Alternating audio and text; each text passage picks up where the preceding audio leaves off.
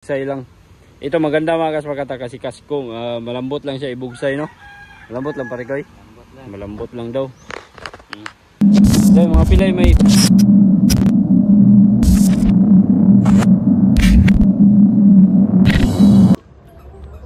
Good morning mga kaspakatak. Update ko lang mga kaspraki. Grabe niya to ang nasira yung ano ko mga kaspraki, yung dryer namin. Nabutas na, oh. Nabutas. Tuklap yung bubong mga kaspakatak. Dahil sa nung isang gabi malakas, sobrang lakas yung hangin. Ayan, ano yung bubong niya, yung plastic mga kaspaki. Pero okay lang yan mga kaspakatak. Madali lang yung i-repair. I-repair ko yan. Nag-order pa ako ng UV plastic. Sayang, no? Sayang mga kaspaki na guba. Agi sa bagyo.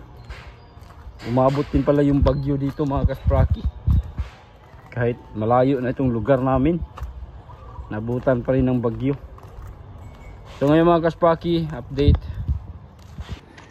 po tayo mga kasprakatak. Magpapadala tayo ng fish finder ngayong araw na to, no? Doon sa Santa Cruz Pandan Antique. Ayan, shout out kay kay Ryan Rojo. Siya pala yung master nito mga kaspraki. Si Ryan Rojo. Yan, fish finder mga kasprakatak, Garmin Striker 4. So sa mga walang pang fish finder dyan mga kaspraki, no? Kasi nasa fishing adventure naman tayo, marami sigurong makapanood nito. Umorder na kayo sa akin mga kaspraki. Umorder na kayo ng fish finder sa akin. No, legit tayo dito. Yung iba natatakot umorder. Marami pa rin akong mga customer. Ang daming nagtatanong mga kaspraki kung legit ba tayo, kung ano ba, no, kung legit seller ba tayo, baka daw ma-scam sila. Pero no, yun na, ano na tayo, na ang say tawag doon, nailhan na ta mga kaspraki sa uban. So yung nakabili na, pwede na silang makapag-recommend ng iba pang tao, no? I-repair nila yung ano natin, channel natin. I-repair nila tayo sa mga tao na mga kakilala nila na pwede silang bumili ng fish finder dito sa atin mga kaspakatak. Sa ngayon kahit pa konti-konti lang yun. O nga pala mga kaspraki, sa mga sumuporta sa challenge mga kaspakatak ni Japper Sniper, sa mga sumusuporta sa akin, hihingi pala ako ng tawad sa inyo mga kaspraki dahil yun o, na-kick out tayo. Kasalanan ko rin naman yun mga kaspraki kasi nga hindi ako nakapag-upload, hindi ako nakapag-send sa kanya ng revenue. Yun, akala ko lang kasi mga kaspraki, sa buong araw palagi ko pang chine-check yung revenue ko noon mga kaspraki. Chine-check ko palagi. Ang buong akala ko nakapagpasa na ako, pero yun pala hindi pa pala mga kasprakata. Kaya yun, nawalan talaga ako ng ano doon. nalipat. Ang mali ko pa mga kaspraki, ang isa pala, hinintay pala ako na idol. Kaya pala doon sa challenge, sa live niya, hindi siya nakapagsimula agad mga kaspakata. Kahit nag 1,000, dapat sana pag umabot na ng 1,000 views yung live niya, yung mga nanood sa kanya, umabot ng 1,000, mag-umpisa agad yun, no? Mag-umpisa agad yun si Idol. Pero nagtaka ako, bakit kaya hindi pa ito nag-start? Na 1.5 na naman yung viewers, pero hindi pa siya nag-start magano. Palagi bang yun pala ang sabi niya, hinintay daw nila ako makapagpasa. Kaya tinawagan niya ako noon. So kumbaga si Idol mulaban ra pud siya, no? Mulaban ra pud siya sa iyang mga challenger na aray pud siya iwan. Kasi kung ano yung binitawan niya na mga kaspraki, ano yung binitawan na roles ay tinutupad talaga niya mga kaspakatak. Yun, doon ako bumilib kay Idol mga kaspaki. Kumbaga walang ano, ang mali ko lang doon mga kaspaki, nag-chat ako doon sa kanyang live no, nag-message ako na akala ko nakapagpasa na ako. Doon, yun ang message ko talaga doon mga kaspaki, na yun ang malaking pagkakamali ko talaga. Kaya siya nakapag-decide na i-kick out niya ako. So ang ano talaga sa kanya yun, kung bakit hindi siya nag-start agad, is hinintay niya akong makapagpasa. Pero nasa akin yung ano mga kasbaki, nasa akin yung pagkakamali at kasalanan talaga, dahil nag-comment pa ako, no. Sayang. Ang buong akala ko din kasi doon noon mga kasbaki ay tapos na siyang ang tawag doon, tapos na siyang mag update ba. Pero wala pa di ay, no, gipaabot pa dai ko niya. Hinintay niya talaga ako mga kaspaki, pero pagkasayang. Kaya sa mga sumusuporta sa akin, maraming salamat sa inyo diyan, no, sa Sword community na nakasuporta sa aking challenge ni Idol Japper Sniper. Hanggang ano lang tayo, $490 lang yung inabot natin mga kaspraki. Pero okay na rin yun. Malaking bagay yun mga kaspraki, nang nakasali tayo sa challenge. Kasi nung wala pa ako sa challenge ay hindi na ako umabot sa mga ganyang revenue mga kasprakatak. Hanggang ano lang tayo, 100, pinakababa yung 100 mga kaspraki, 100 mahigit, mga 105, 110, hanggang doon lang. Pero okay na yun, at least nakasahod tayo buwan-buwan mga kaspraki, kasi umabot tayo ng 100. Pero nang nakasali ako sa challenge ay umabot tayo ng 400. So malaking bagay at malaking tulong pa rin yung makasali tayo sa challenge. Kaya yung mga monetize na channel dyan at gustong sumali sa challenge ni Idol Japper, di ba sabi niya kagabi, sabi niya yung isang araw na mag-message lang daw kayo sa kanya kung gusto niyo sumali, no, sa mga monetize channel na mga hindi pa nakilala ni hindi pa nakakuan sa Yahaba. Mag-message lang daw kayo sa kanya mga kasprakata. Kaya yun.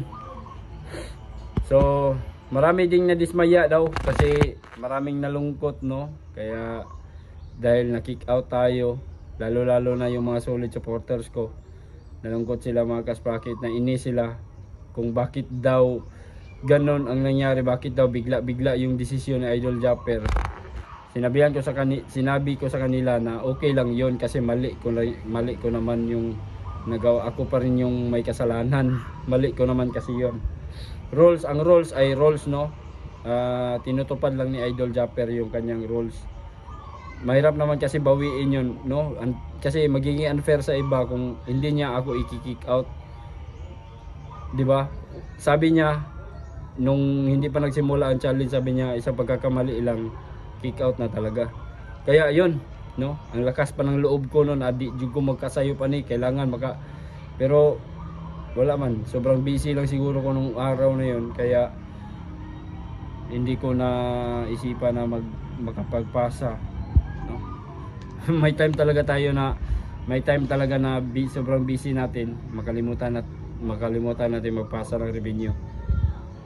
Kaya ayun, na-kick out tayo, hindi tayo nakapagpasa, at inintay pala niya tayo na makapagpasa mga kaspraki. Pero nagpasa jud ko niya to, nagpasa jud ko. Ang nakasipiat lang, no, ang malaking mali ko lang ay nag-comment ako doon sa live. Kaya yun, pinatawan niya tayo ng kick out. Pero okay lang sa akin mga kaspraki, kahit na-kick out tayo, walang problema. Hindi naman ako masyadong, kumbaga sa iba siguro masaktan siguro, pero ako, para sa akin mga kaspraki, walang problema yun. Okay lang sa akin yun mga kaspraki, kasi no, nakaipon naman tayo ng malaki-laki na rin yung $400. Tapos ano pa, kumbaga lumuwag yung feelings ko mga kasprakatak, kasi hindi na ako mamumroblema. Nasa sa akin na yun mga kaspraki kung mag-upload ba ako o hindi sa loob ng isang araw. Timing din na nasira yung GoPro ko. Mga kaspraki, kaya hindi ako masyadong makapag-upload. Makapag-vlog man ako, pero gamit lang yung cellphone natin. Yo mga kasprakoy, good morning mga kasprakatak. Nandito tayo sa Kabaybayunan mga kaspraki. Wala tayong Ano, walang laot mga kaspaki. Kagabi pumalaot si mga kaspaki, pumalaot si Boss Nanoy kagabi. Hindi pala siya nagmalaot mga kaspaki. Kumbaga, nagmumonitor lang siya sa mga light boat na pinaunyan niya sa laot mga kasprakatak. Kung merong mamataang isda, tatawag na lang.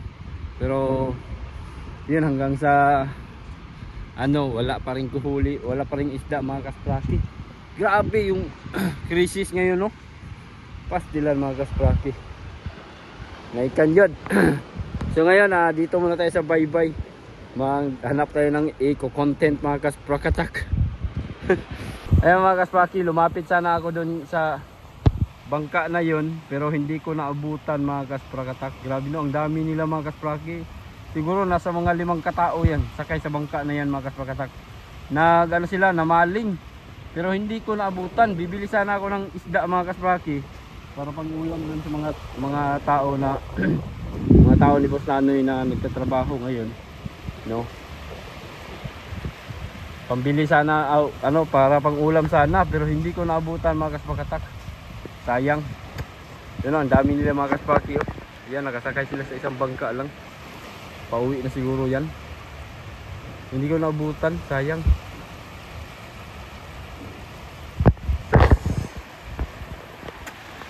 Ito yung kabaybayunan dito mga kaspraki. Ang lapad ng hunasan.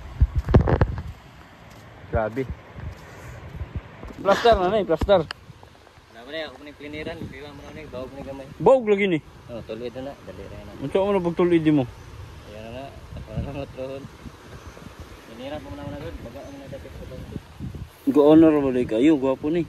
Lulubawog mo pare koy. Ulian na siya nagkuha. Unsa mo na pag-ulian? Inito nimo? Tanga na nagkuha na. Bitayan. Dayon. Ulian na siya nagkuha na. Sure ka maulian. Dayon, kana sa man ta magkuha na ni. Yung mga kaspaki, si pare ko yung maghimo sa ako ang kuan. Magpagawa tayo ng maliit na bangka ba. Maliit na sakayan, baruto. Bugsay-bugsay lang. Ito maganda mga kaspakata kasi kasko. Malambot lang siya ibugsay, no? Malambot lang pare ko. Malambot lang daw. Dahil mga pilay may budget na to ni kuan. Gamay rin kahoy yung gamit ano, no? Gamay naman. Mga pila. 15 lagi ka horot. 15. 15 ka is 1/2. Oh.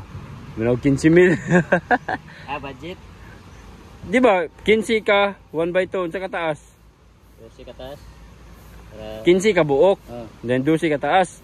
Para katag sa resumpay. Okay. Then ang palito nimo kanana ang katong binangan? Pwede ra pud, pwede depende mo ginda. Inyo magpili man ko. O kanang binangan kay dagamang ko na. magpalaras na lang ka no? Lahat na para limpyo. Para limpyo gyud. Kaya to gawakan para yung kon ba.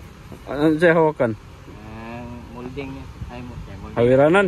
Ha? Ano sa hawakan? Kaya Tarungin. nalimot ko. Ito gani. Maliit to mga kaspaki, pero mga unsa ang daya niya ni pare koy? Asa may imong kahoy?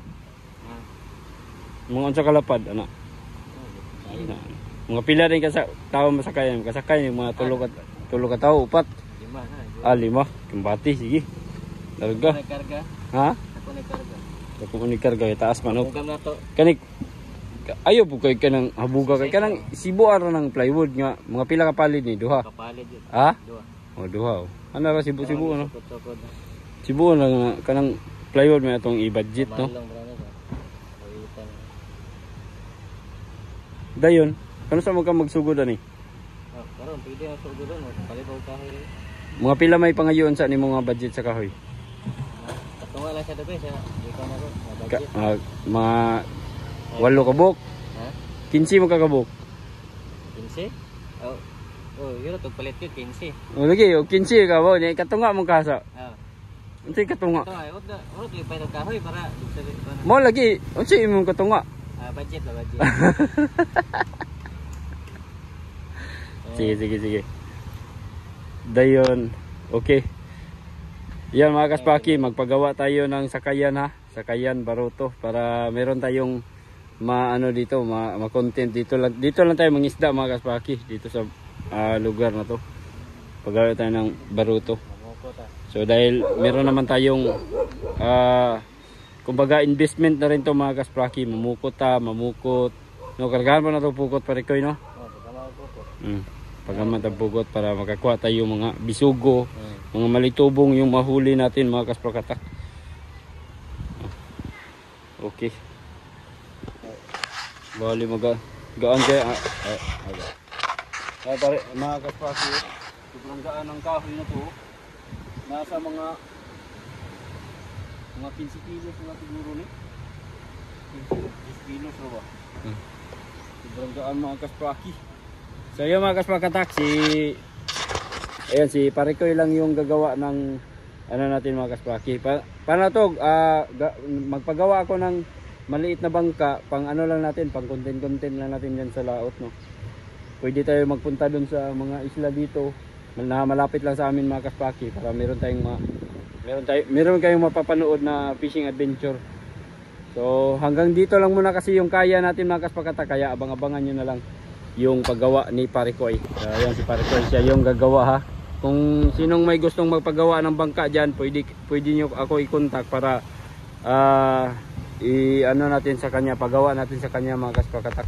No, magaling to, kahit lansa pa, kahit malaking barko yung gagawin nito, kayang-kaya nito mga kaspaki. Pero hindi lang siya yung gagawa, may mga kasama naman siya. Kumbaga grupo kayo, no?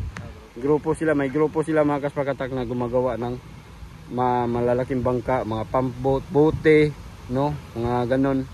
So kayang-kaya yan, eksperyensyado na to. Ayan, parehas may apelido ani mga kasprakoy ha. Parehas may apelido. Dayon, hapit na lang dito sa balay. Unan lang ka na ko ano, mga 5. Kano sa mato na ka karon di pa? Pwede po. Oh. Palitan na udahan. Para mapalitan. Kano lang para sibuin lang tanan dahil ng mga kuan. Budget para ma-monitor pa na ko ang kuan. Gasto. Mahirap ang kana ngayon. Kalagayan natin ngayon, walang hulihan. Sige, katura. So abang-abangan niyo na mga kaspaki, yung paggawa ni Parikoy nitong maliit nating bangka. Alright. Ayan na si Bagyong Upong mga kasprakoy. Ang lakas, grabe. Natigil kami sa ginagawa namin mga kasprakatak. Doon kami. Yan o, papatagi namin sana yung yuta na yan mga kasprakoy. Kaso ang lakas ng ulan. Woohoo! Yun o si Marco, nagwenduyan na lang. Kaya kayo kinabuhi mga kasprakoy. Oo.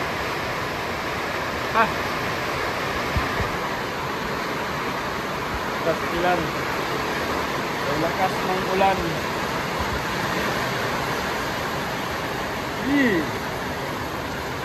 Basta ng motor natin. Bagyong Upong mga kaspraki. Nanalasa na dito sa aming lugar. Bagyong Upong. Nag-inusarang mangga oh. Wow, mangga. Mataya mong dryer, guba na po. Kastilan mga kaspraki.